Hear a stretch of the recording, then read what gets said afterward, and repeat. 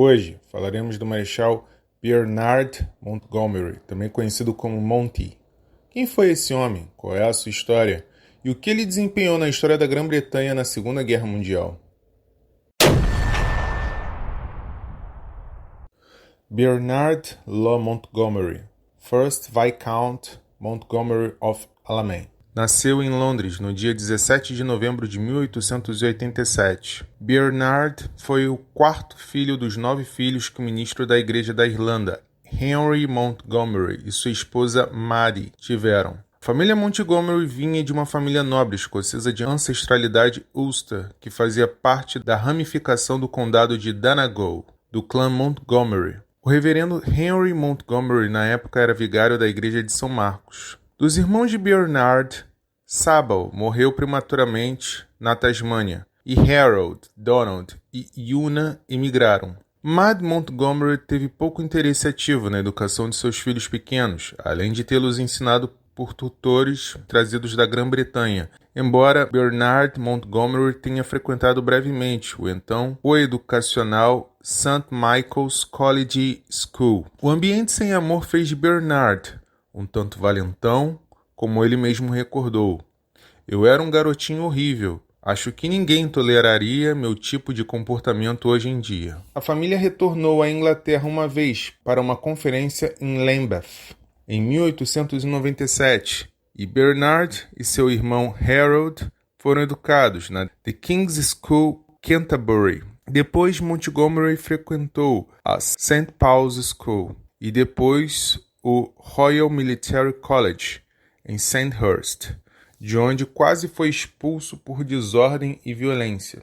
Na formatura em setembro de 1908, ele foi comissionado no 1º Batalhão do Regimento Real de Warwickshire, como segundo tenente, e viu pela primeira vez o serviço no exterior, mais tarde naquele ano na Índia. Ele foi promovido a tenente em 1910 e em 1912 tornou-se ajudante do 1º Batalhão de seu regimento, no acampamento do exército de Shorncliffe. Monty, que teve esse apelido por seu carisma, mais tarde, combateu na Primeira Guerra Mundial, onde alcançou o posto de tenente-coronel. No início da Grande Guerra, ele foi baleado no pulmão por um atirador de elite durante a Primeira Batalha de Ypres, em 1914. Seu ferimento foi tão grave que uma sepultura foi preparada para ele. No entanto, ele conseguiu se recuperar completamente. Ele viu o resto da guerra como um oficial de Estado-Maior, servindo nas batalhas de Somme, em 1916, e Passchendaele, em 1917. Nessa função, ele observou as táticas usadas por generais como Sir Douglas Haig e tornou-se crítico de sua prontidão para aceitar altas baixas durante as campanhas. Monty disse certa vez: "As baixas assustadoras me apavoraram. Os chamados bons generais combatentes da guerra me pareceram ser aqueles que tinham completo desrespeito pela vida humana." Durante a Guerra Irlandesa de Independência de 1919 a 1921, Montgomery foi o oficial de comando do Condado de Cork, Irlanda, o maior condado da área. Esse conflito foi notável pela sua ferocidade e pelas represálias levadas a efeito pelas forças da coroa. No ano de 1938, ele foi promovido a general. Em 1927, ele conheceu e se casou com Elizabeth Carver, com quem teve um filho. Em 1937, enquanto Monty estava de férias em Barnum-on-Sea, em Somerset, Betty sofreu uma picada de inseto que infeccionou, causando sua morte enquanto ela estava nos braços do marido.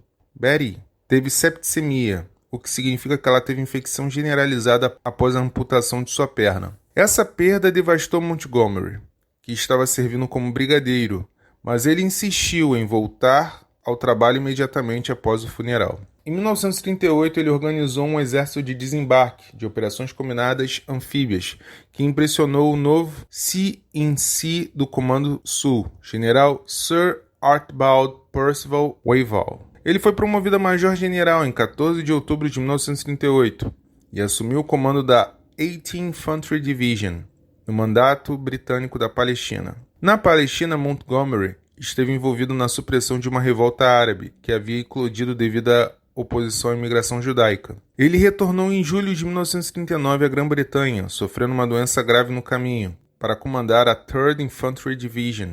Relatando a supressão da revolta em abril de 1939, Montgomery escreveu: "Lamentarei deixar a Palestina, de muitas maneiras, pois gostei da guerra aqui." Quando a Grã-Bretanha declarou guerra à Alemanha em 1939, Montgomery foi enviado à França com a Força Expedicionária Britânica. Prevendo que a operação seria um desastre, ele treinou para a retirada tática, e isso provou ser vital durante a evacuação de Dunkerque em 1940. Em agosto de 1942, o primeiro-ministro Winston Churchill apontou Montgomery como comandante do 8º Exército Britânico, também conhecido como Ratos do Deserto ou Desert Rats, na campanha do norte da África. Montgomery rapidamente restaurou o moral enfraquecido do exército britânico e garantiu que seus homens fossem adequadamente abastecidos. Por quase 2 meses, ele continuou a treinar e reequipar seus soldados. Ele disse: "Quero impor a todos que os tempos ruins acabaram. Eles acabaram.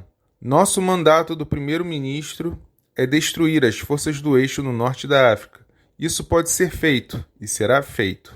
Montgomery, com sucesso, venceu o grande marechal de campo, Erwin Rommel, obrigando-o a retirar-se do Egito após a segunda batalha de El Alamein, ou El Alamein. Essa cidade está localizada no Egito. Sob o comando de Eisenhower, Monty liderou a Operação Husky, no caso a invasão da Sicília. Montgomery desempenhou um papel crucial nas invasões aliadas da Sicília e depois de Salerno, na Itália, em 1943. Isso ocorreu apesar dos desentendimentos com os generais americanos Patton e Bradley, que viam seus sucessos anteriores com inveja. Montgomery nomeou seu Spaniel de estimação em homenagem a Rommel. Ele também tinha um Fox Terrier chamado Hitler. Após a Sicília, Montgomery continuou a comandar o 8º Exército durante os desembarques da Itália. Pouco tempo depois, foi chamado ao Reino Unido para fazer parte do plano da Operação Overlord, a invasão da Normandia. Antes da invasão da Normandia, Montgomery assumiu o comando do 21º Grupo do Exército Britânico e comandou a formação pelo resto da guerra na Europa. Durante a invasão do dia D, e por vários meses após a invasão, Montgomery comandou todas as forças terrestres aliadas, britânicas, canadenses e americanas. No setor norte de seu comando, as tropas britânicas ficaram imóveis na parte de fora da cidade francesa de Caen. O plano original de Montgomery seria capturar Caen em poucos dias após a invasão. Todavia, na realidade, demorou várias semanas para capturar a vila. Intencionalmente ou não, a sua persistência fez com que a divisão armada alemã protegesse Caen, deixando o 3º Exército americano, do general Patton, entrar pelo oeste e depois pelo norte, capturando várias forças alemãs que recuavam no bolsão de Falaise. Em geral, seu desempenho durante os desembarques da Normandia foi criticado por muitas pessoas que consideravam os planos muito rígidos e sem imaginação. Os defensores de Montgomery afirmaram que a sua precaução era pelo fato dele comandar, na maior parte das vezes, forças britânicas e canadenses, e que estava ciente que estas forças eram limitadas em números, e não era fácil trocá-las. Ele não poderia correr o risco de sacrificá-las desnecessariamente. Situação diferente era a dos comandantes americanos, Bradley e Patton, que podiam contar com recursos e homens ilimitados dos Estados Unidos. Um fato importante é que Monty convenceu o general americano Dwight Eisenhower a concordar com a Operação Market Garden, uma invasão dos Países Baixos e do Ruhr. O plano de Montgomery falhou devido ao grande número de unidades blindadas alemãs na região e resultou em várias baixas. No entanto, ele se redimiu com seu excelente comando durante a Batalha das Ardenas, em dezembro de 1944, ao reforçar as defesas americanas com 30 corpos e permitiu o envio de reservas, que ajudou a mudar o rumo da batalha. Após supervisionar meticulosamente as planejadas travessias do Reno em março de 1945, as tropas de Montgomery avançaram para a Alemanha. Ele finalmente aceitou a rendição de todas as forças alemãs na Dinamarca, norte da Alemanha e Holanda em 4 de maio de 1945. Eisenhower até elogiou Montgomery e exclamou no ano de 1943: "O general Montgomery é um tipo de comandante de exército muito capaz e dinâmico. Eu, pessoalmente, acho que a única coisa de que ele precisa é de um comandante imediato forte. Ele ama os holofotes, mas ao buscá-los, é possível que ele o faça apenas por causa do efeito sobre seus próprios soldados, que certamente são devotados a ele. Tenho grande confiança nele como um comandante de combate. Ele é inteligente, um bom conversador e tem um talento para o espetáculo. O que se sabe é que Eisenhower ficou com o comando das forças terrestres, enquanto continuava como comandante supremo. Montgomery ressentiu-se com esta mudança, mesmo tendo concordado antes da invasão do dia D. Winston Churchill promoveu Montgomery a marechal como forma de compensação.